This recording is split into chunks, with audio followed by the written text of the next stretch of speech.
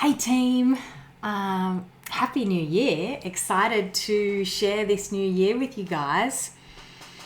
I was thinking New Year, the cheesy New Year, New You slogans that you start to see all over the place. But I was thinking about talking to you guys today about New Year, new energy, and new way of approaching life. Hey there, whoever's on live. So how are you approaching life right now? I know that for some people it's still holidays. I've still got my kids on holidays running around with their friends upstairs. When we think about New Year, a lot of times we set outcome-based goals of like, this is the new year, I'm going to do this thing, I'm going to achieve this thing, this is going to be the year that I'm going to X, Y, Z, and it's an achievement-based goal or an outcome-based goal. And I'd love to invite you to consider, and I mean, those outcome-based goals are amazing and incredible to be specific about the things that you want to create. And I'd also love to invite you to consider how you're meeting life and how you're showing up to life and the being state that you're bringing into life. And I'm really thinking about how that may be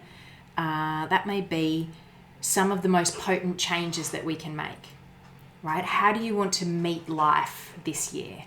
Because we know that there's probably going to be a continuation of a whole range of really intense challenges this year. There's a lot of political unrest in America still. There's, all of the stuff with the pandemic continuing on.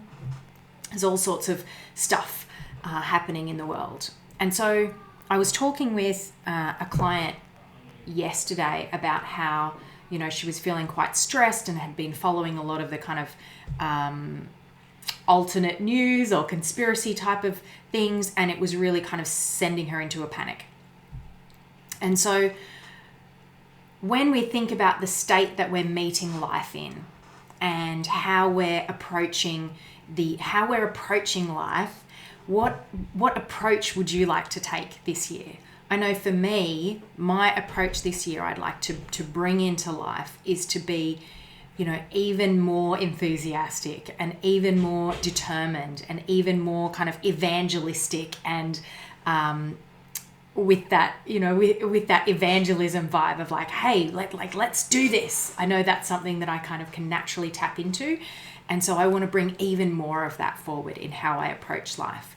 And so, showing up more on social media, showing up more on videos, showing up more just with this kind of almost stream of consciousness conversation to show up to life, right? And so I'd love to invite you to think about, how do you want to show up to life this year? And, some people I know have a theme for how they'd like to show up to life or a theme for their year. And so what's your theme for the year? How would you like to show up to life? I'd love to invite you to comment below, because things don't change. Like, we can set all the best visions and goals and dreams and outcomes and, vision boards and all of those things that we want.